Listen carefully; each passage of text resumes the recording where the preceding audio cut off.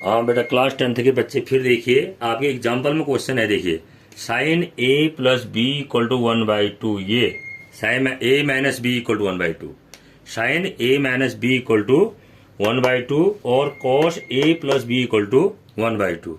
और इसमें भी दे रखा है, देखिए 0 degree is less than A plus B is less than और इक्वल टू 90 डिग्री। इसको समझना बहुत जरूरी है, ये वाला पोर्शन समझना बहुत जरूरी है।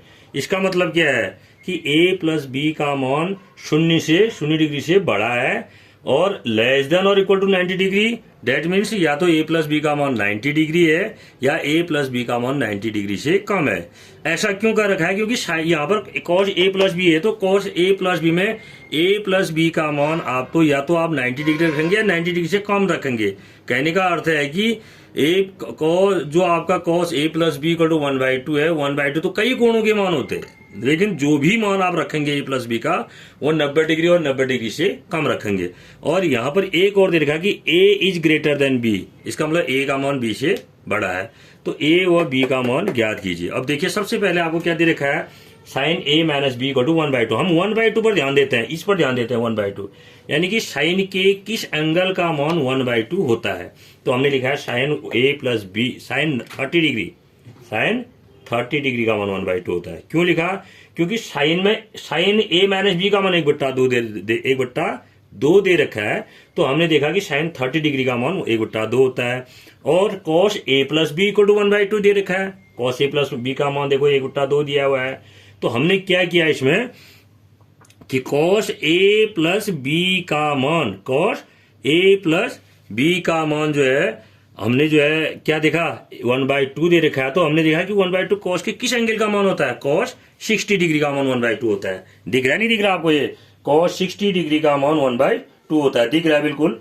तो कॉस 60 डिग्री का मान 1/2 होता है। अब हम क्या करते हैं, थोड़ा सा इसको अब थोड़ा सा खिसकाते हैं। देखिए ये, अब आप क्वेश्चन में आइए, तो देखो यहां से हमने क्या लिखा कि sine A minus B equal to 1/2 दे रखा है हमें, sine A minus B equal to 1/2 दिया हुआ है। देखिए यहां पर दे रखा है sine A minus B equal to 1/2 दे रखा है। तो अब साइन के किस एंगल का मान होता है 1/2, 30 डिग्री का। तो यहां से हम इसका मतलब ए माइनस बी के स्थान पर क्या था, 30 डिग्री था। तो वही हमने लिखा है A minus B equal to 30 degree, A minus B equal to 30 degree. और इसको मान लिया हमने क्या, समीकरण नंबर 1। देखो इसको समीकरण नंबर 1 मान लिया है, ठीक हो गया। फिर उसके बाद हमें क्या दे रखा है, cos A plus B, cos A plus B equal to दे रखा है 1/2।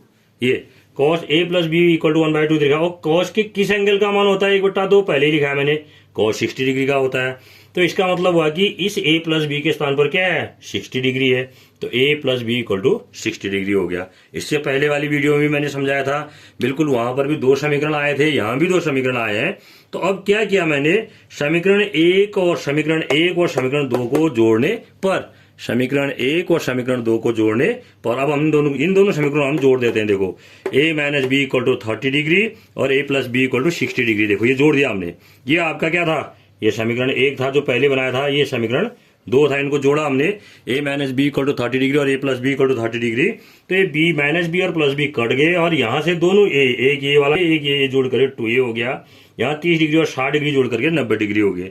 तो 2a इक्वल टू कितना आ गया, 90 डिग्री आ गया हमारे पास।